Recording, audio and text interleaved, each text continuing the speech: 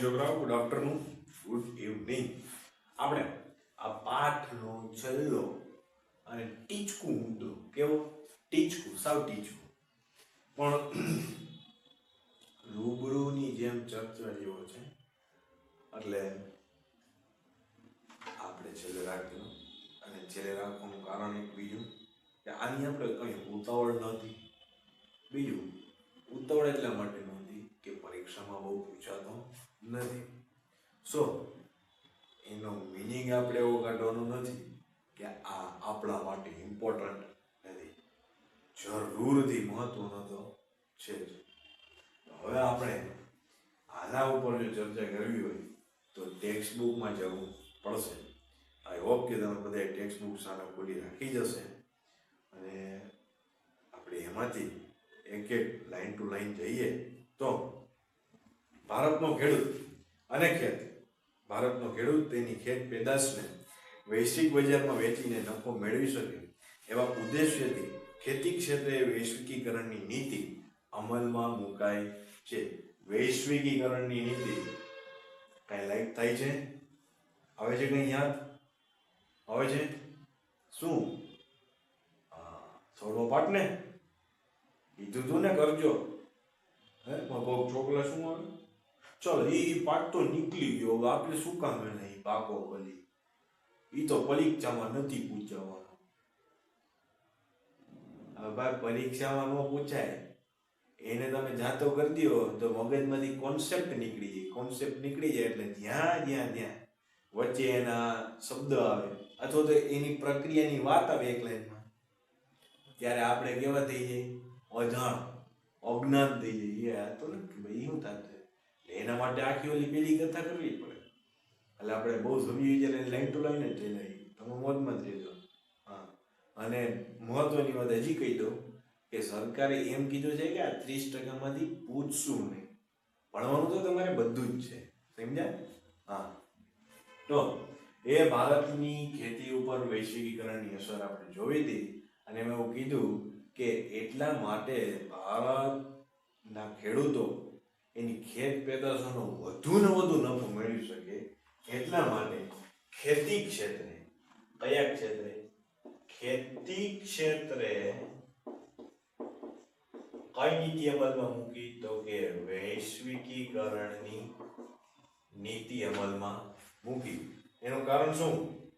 તો કે ખેડૂત છે એ એટલો બધો સદ્ધર હોય, થોડોક સદ્ધર હોય તો એ વિદેશમાં પણ વેપાર કરી શકે. કુદરતી બક્ષિસ હોય અમુક ને કે એના જમીનમાં એવો પાક પાકતો હોય કે બીજાની જમીનમાં ન પાકે.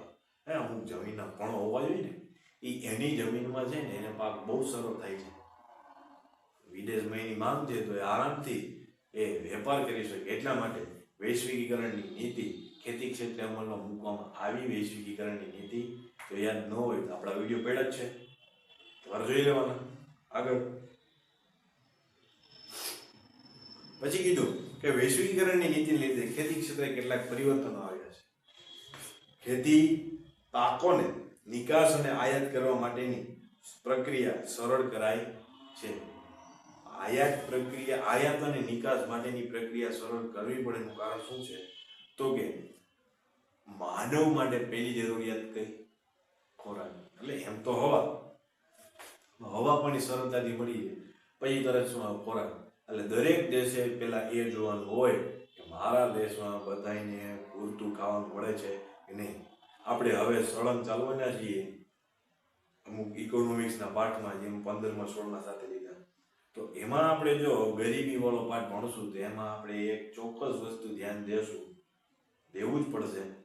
ગરીબ કેને કહેવાય? તો કે જેને શરૂઆત જ નથી કરી, જેને 2% પૂરું ખાવાનું, 2% જ કીધું છે. બાકી તો સવાર નાસ્તો, બપોર જમવાનું, રાતનું વાળું હોય એમને 2% પૂરતું ખાવાનું નથી મળતું. ગરીબ પેલી જમવાની વાત આવે, ખોરાકની વાત આવે, અનાજની વાત આવે. અને બીજું કે જો એકબીજાની ખેત પેદાશોની આયાત નિકાસ થાય તો ઇકોનોમીમાં પણ ફાયદો થઈ શકે ને. એટલે ઘણા બધા હેતુથી એની પ્રક્રિયાને સરળ કરવામાં આવી. ગુજરાતમાંથી કપાસ, મરચા, તલ ચીનના બજાર અને વિશ્વના વિવિધ ફળો ભારતના બજારમાં મળતા થયા છે.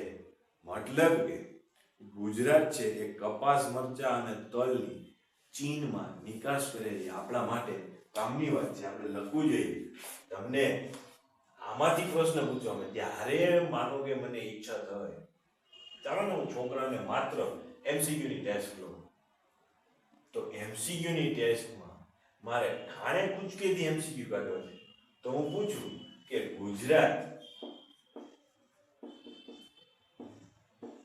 ચીનમાં ક્યાં, માથે મીંડું નહીં આવે, ક્યાં પાકોની નિકાસ કરે છે? જવાબમાં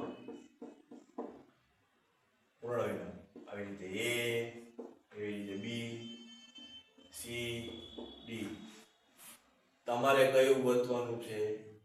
કપાસ તલ વાળું. એમ આઈ રાઈટ? સરસ. અને બીજું, વિવિધ ફળો. આપણા દેશમાં અમુક ફળો નથી થતા, તો આપણે વિદેશમાંથી મગાવીએ. કીવી ખાઈએ આપણે, કેવું છે જોઈ તો ખરી કીવી કેવું હોય? ખાધું જ કોઈ? મહેનત ખાધું, નામ સાંભળ્યું. તો ગુજરાતમાં કપાસ, આ મરચા, મરચા કેમ ભૂલાઈ ગઈ? મરચા આપણે, તમને ખબર છે મરચા ગુજરાતમાં આમાં વખણાય છે.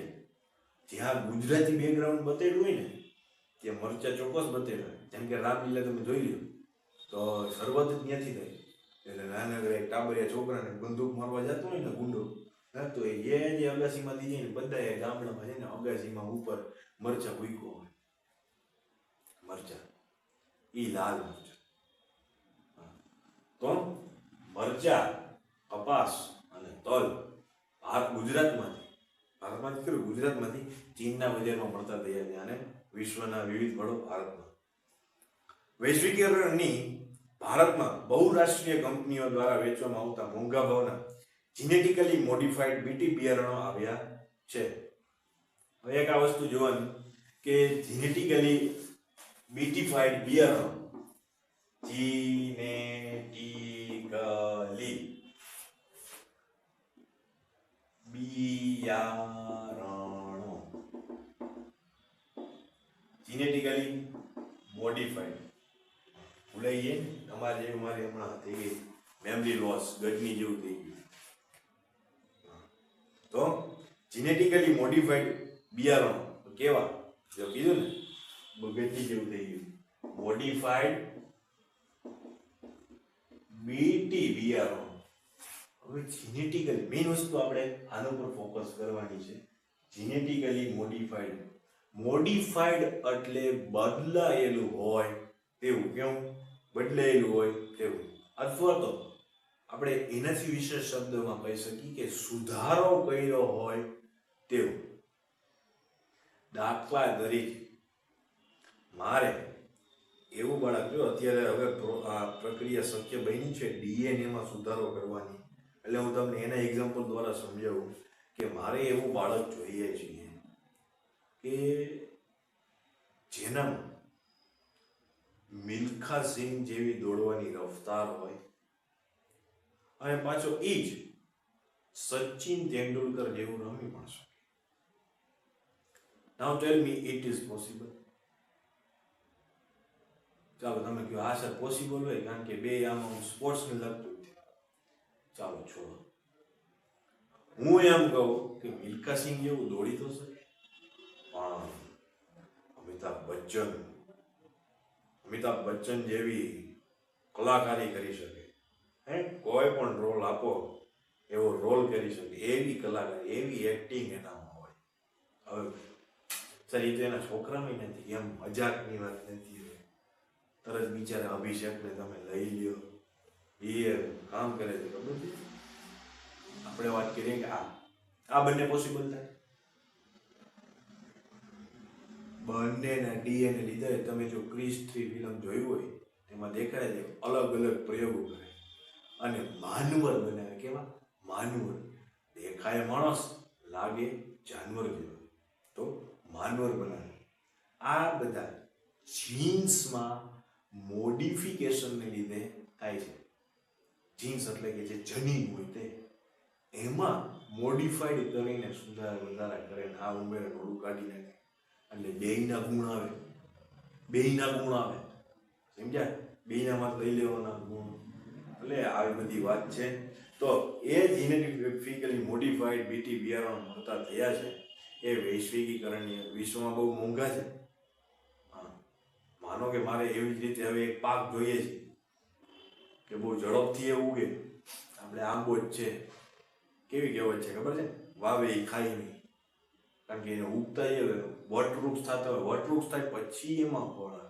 પણ આપણે તો ઝડપથી કેરી જોઈ છીએ ને ખાવી પણ છે, તો પછી કેસર જ જોઈ છે, એમાંય પછી કેરીની ઘણી બધી જાત છે.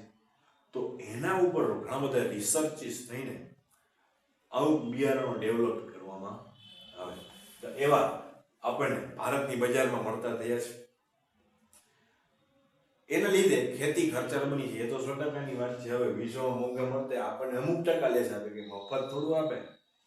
એટલે હવે જ્યારે જરૂર પણ છે એની, જ્યારે આપણે એને લઈ છીએ તો આપણે ખર્ચ વધ્યો છે, એના લીધે આ લાઈન લખવી પડે કે ખર્ચાળ ખેતી થઈ છે. પછી કપાસ અને મકાઈમાં તેનાથી ઉત્પાદનનો વધારો થયો છે. આયાત સરળ થતા ઘર આંગણે આપણા કૃષિ ઉત્પાદનોને સ્પર્ધાનો સામનો કરવો પડે છે. આયાત સરળ થઈ ગઈ ને, બીજેથી મગાવી હતી, એ હેલું થઈ ગયું ને, એટલે આપણાને સ્પર્ધાનો સામનો કરવો પડે. કેના જેવું થઈ ગયું? માનો કે તમારા હાથમાં અત્યારે જે વસ્તુ છે એનાથી આપણે ઉદાહરણ લઈએ. ભારતમાં મોબાઈલ તો બને જ છે, પણ ચાઇનાના ઓપ્પો વિવો ઢગલા મોઢે વેચાય છે ને, ઢગલા મોઢે.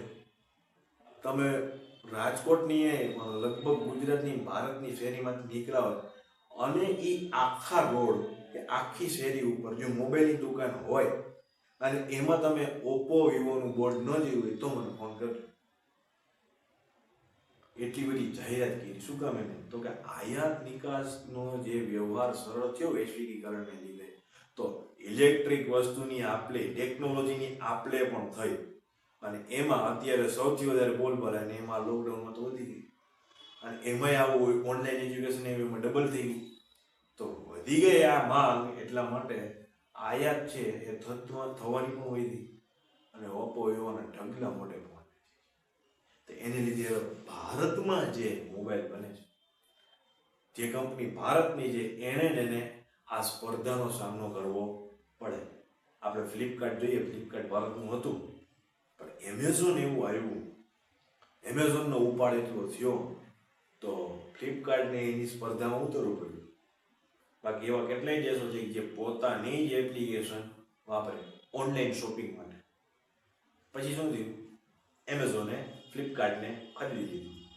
જેમ ફેસબુકે ઇન્સ્ટાગ્રામ, વોટ્સઅપ એ બધું ખરીદી લીધું છે, એવી રીતે ખરીદી, મતલબ કે હવે એની સાથે જોઈન્ટ થઈ ગઈ. મેઇન ઓનર ફેસબુક, એને જ વાત છે. તો આવી જ રીતે ભારતે વિદેશની જેટલી પણ વસ્તુઓ જે આયાત થઈ છે એને લીધે પોતાના દેશમાં સામનો કરવો પડે છે સ્પર્ધાનો. આગળ હવે આ સામનો ન કરવો પડે એની ઘણી ચર્ચા થઈ શકે. દાખલા તરીકે તમે ગુણવત્તા જેવી આપો કે ભલે ને આયાત ગમે એટલું થાય, એ બાજુ જાય જ નહીં. તમે ગુણવત્તા જેવી આપો અને ભાવમાં પણ થોડુંક એવું રાખો કે સામેવાળાને થાય એટલું બધું મોંઘું નથી, ક્વોલિટી બહુ બેસ્ટ છે, લઈ લઈએ. આવી બધી વેપારી બુદ્ધિ લગાડવી પડે. આગળ વૈશ્વિક બજારમાં કેટલાક ઉત્પાદનોને વૈશ્વિક બજારમાં પ્રાપ્ત થતા તેમના પેટન્ટ રજિસ્ટ્રેશનની જરૂરિયાત ઊભી થઈ છે. કેટલાક ઉત્પાદનોને, ફરીવાર રિપીટ કરું છું, કેટલાક ઉત્પાદનોને વૈશ્વિક બજારમાં પ્રાપ્ત થતા તેમના પેટન્ટ રજિસ્ટ્રેશનની જરૂરિયાત ઊભી થઈ છે. અમુક ઉત્પાદન એવા છે જે આ જીનેટિકલી મોડિફાઈડ બિયારણથી બનતા હોય, એને વૈશ્વિક બજારમાં પેટન્ટની જરૂરિયાત ઊભી છે. Patent registration, that's the main point I say. Patent registration. Now what is patent? આ બોલપેન છે, બરાબર? હવે મેં આવી ઘણી બધી બોલપેનો જોઈ. આની અમુક મર્યાદા છે. મર્યાદા મતલબ કે નુકસાન. માનો કે મારા હાથ સાયવાળા થઈ ગયા, પછી બોર્ડમાં પૂછવામાં તકલીફ પડે, માર્કર છે, પણ હું એવી પેન બનાવું વિશ્વમાં કોઈ નથી બની.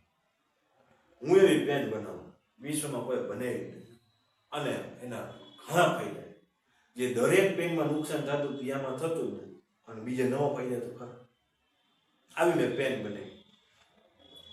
હવે હું એક કંપનીને આપી દઉં, જો આવી રીતે આ પેન છે બને, એ બનાવવા મંડે વેચવા, નફો મંડે મેળવવા, અને વિશ્વમાં શું થાય, ઓલી કંપની બનાવી ધીમે ધીમે બધા નુસ્ખો એ પ્રોસેસ જાણી બધા બનાવવા માંડે, વેચાતી હતી. જો મારે એમ કેવું હોય કે ભાઈ તમે બધા ખોટું કરો છો તો હું કહી ન શકું. કારણ શું? તો કે મેં પેટન્ટ નથી કરી. પેલું કામ એવું કરવાનું હોય કે મેં જો આવી કોઈ નવી વસ્તુ શોધી છે, નવું ઇન્વેન્શન કર્યું છે, તો મારે એની પેટન્ટ કરાવી લેવાની. આ વસ્તુ આ તારીખે આ દિવસે આટલા વાગે ફલાણા દ્વારા શોધાય છે, પછી એની આખી પ્રોસેસ. હવે જેટલી પણ કંપની લે એનો અમુક ટકા પ્રોફિટ મને દેતા જ કારણ કે ભાઈ મેં શોધી, હું નો શોધું તમે હું ઉત્પાદન કરો? હે, ઓલ નાઇટ ગુડ નાઇટ એવું બધું તમારું ચાલુ રહે. તમે યાર કંઈક નવું ઉત્પાદન કરવાનું ચાલુ કર્યું, મારી લીધે તમારે મને આ દેવાનું જોવાના પેટર્ન કરાવી છે, મારી વસ્તુ છે, આને પેટર્ન કરાવી કહેવાય. કે જે મેં પહેલી વસ્તુ શોધી વિશ્વ આખામાં એ મારા નામે છે, અને પેટન્ટ રજિસ્ટ્રેશન કરાવ્યું કહેવાય. શું કહેવાય? Patent registration. તમને જાણીને આશ્ચર્ય થવું જોઈએ કે બાળપણમાં ખૂબ જ ઠોઠળો વિદ્યાર્થી. હું મારે નબળો નથી કહેવો, ઠોઠળો વિદ્યાર્થી, વાંચતા બહુ ન આવે એ માણસે વિશ્વમાં 1400 પેટન્ટ એના નામ કરાય. 1400 પેટન્ટ, 1400 શોધ એની નામ. વિચારો, વોટ અ ગ્રેટ થિંગ. કોણ છે માણસ? કોણ છે? ઇઝ વન એન્ડ ઓનલી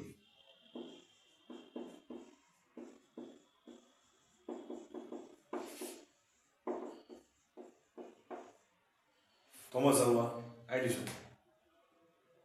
જો અત્યારે લાઈટ ચાલુ ન હોત તો આ લેક્ચર લઈ ન શકત, ન લઈ શકત ને. મારા દિવસે જ લેક્ચર બધા શૂટ કરવા પડે. અત્યારે લાઈટ ચાલુ છે, રાત્રે પણ દિવસ જેવો આપણે માહોલ અનુભવી શકીએ. જાગતા હોય અમુક નહીં, આને તો રાત પડે દીવું કે, કારણ કે લાઈટો ચાલુ છે તું કામ કરી શકું. બીજું ઘણું બધું, મેઇન વસ્તુ electricity. So we come to the main point, and that is patent registration. બીજી એવું નથી લાગ્યું રજિસ્ટ્રેશન એમ છે. હા એટલે હા, બીજી એવું ન વાંચતા. આગળ વધીએ. વાત છે વિશ્વના બજારમાં આપણી ગુણવત્તાસભર કૃષિ પેદાશની પેટન્ટ દેશના નામે નોંધાવવી જરૂરી છે. એ કરવા જેવું હોય, પણ આપણા ખેડૂતો બિચારા ભોળા, એના ખબર ન પડે. જેમ પહેલાના આપણા ભારતીયો હતા કેટલી બધી વસ્તુ લઈ ગયા ને, પછી ન્યાયમાં સુધારા વધારે કરી, ઇન્વેન્શન કરી, વૈજ્ઞાનિકોએ પોતાના નામે ચડાવી. તો એની પેટન્ટ જ્યારે કરાવવી જરૂરી છે. જ્યારે તમે ક્યાંય વસ્તુ જોવો, કોઈ ખેડૂત એમ કહે કે ભાઈ આ તો મેં જ કર્યું છે, તો તમારે એને ભાઈ કહેવાનું કે તમે કૃષિ ખાતાને મળો, એમને દેખાડો, અને એમને કહો કે જો આ કરનાર હું પહેલો હોઉં તો મારે એની પેટન્ટ કરાવી છે. ઓકે, આગળ. ભારતીય કૃષિ ક્ષેત્રે વૈશ્વિક બજારોમાં હવે ખૂબ સારી એવી વાત છે. ભારતીય કૃષિ ક્ષેત્રે વૈશ્વિક બજારોમાં થતી સ્પર્ધાનો સામનો કરવા નવી ટેકનોલોજી અપનાવી ગુણવત્તા પર ધ્યાન કેન્દ્રિત કરવું પડશે. એક જાતનું સજેશન છે, સૂચન છે અર્થશાસ્ત્રીઓ દ્વારા કે જો હવે કૃષિને આગળ લઈ જવું હોય તો કે પેટન્ટ કરાવવાની એ વસ્તુ છે જ, પણ નવી ટેકનોલોજી અપનાવીને ગુણવત્તાસભર ખેતી કરવી પડશે. મેં કીધું ને કે સ્પર્ધામાં ટકવું હોય તો ગુણવત્તા મેઇન વસ્તુ છે, ક્વોલિટી. આગળ. કૃષિ ક્ષેત્રે જોડાયેલા લોકોની આર્થિક ઉન્નતિ, એટલે કે એ લોકો પણ પૈસા ટકે સુખી થાય આપણી ભાષામાં, અને સદ્ધરતા વધારવા માટે આયોજનબદ્ધ પગલાં ભરવા પડશે.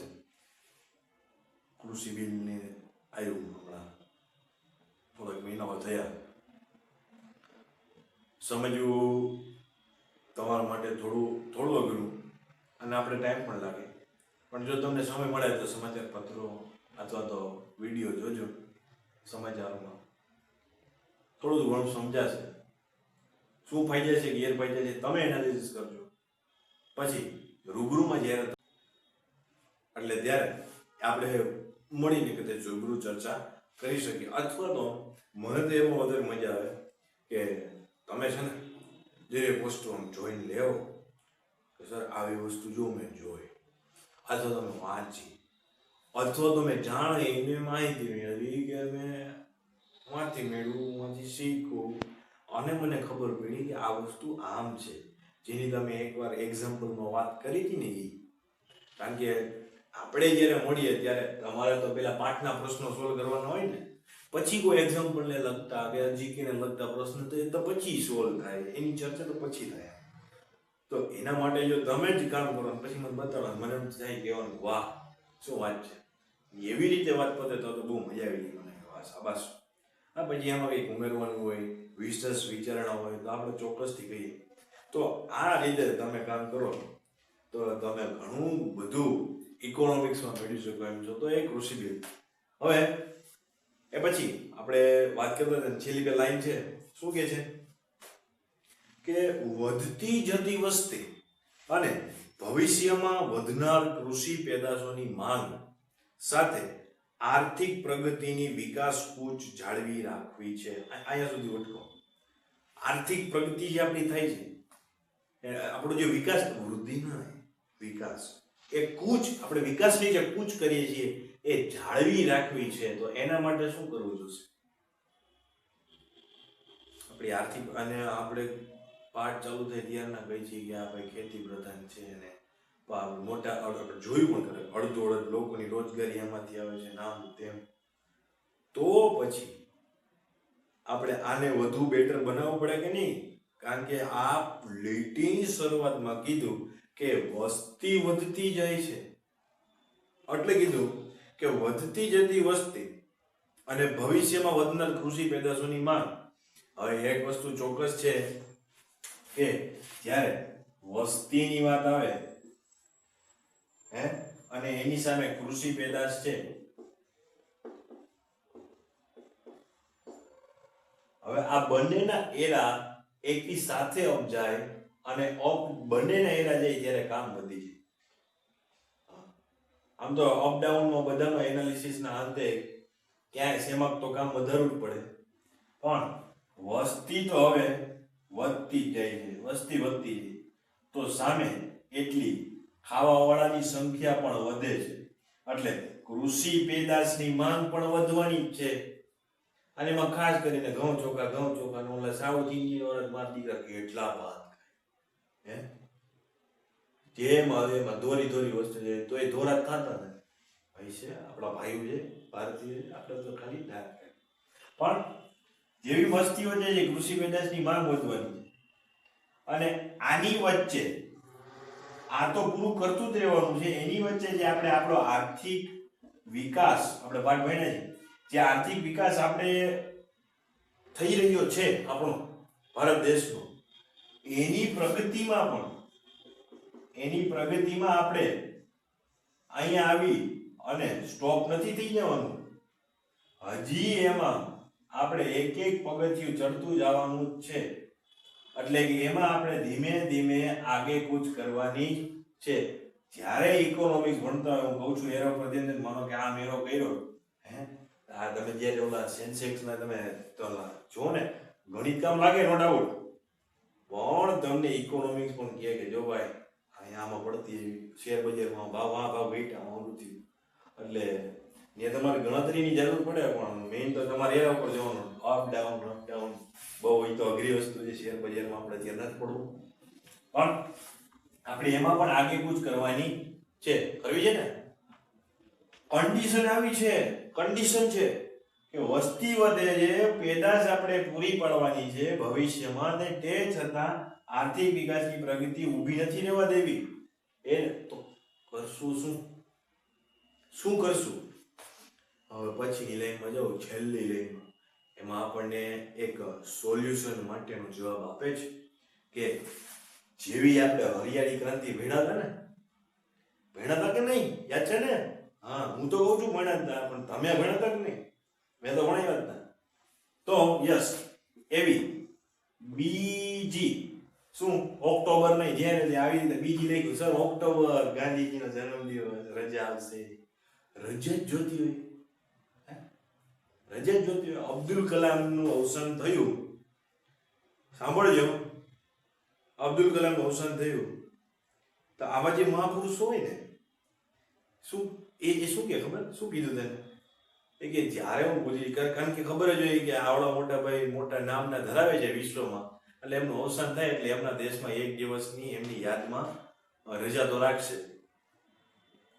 એટલે એને કીધું કે હું ગુજરી જાઉં ત્યારે કાંઈ રજા બજા રાખતા નહીં, ઉલટાની બધા 1-1 કલાક 2-2 કલાક વધારે કામ કરજો. કારણ કે ભાઈ એનું ડ્રીમ હતું કે 2020માં દેશ આગળ આવવો જોઈએ, અને દેશ કામ કરે તો આગળ આવે, અને કામ ન કરે એના માટે મોદી બહુ સરસ ઉદાહરણ આપે.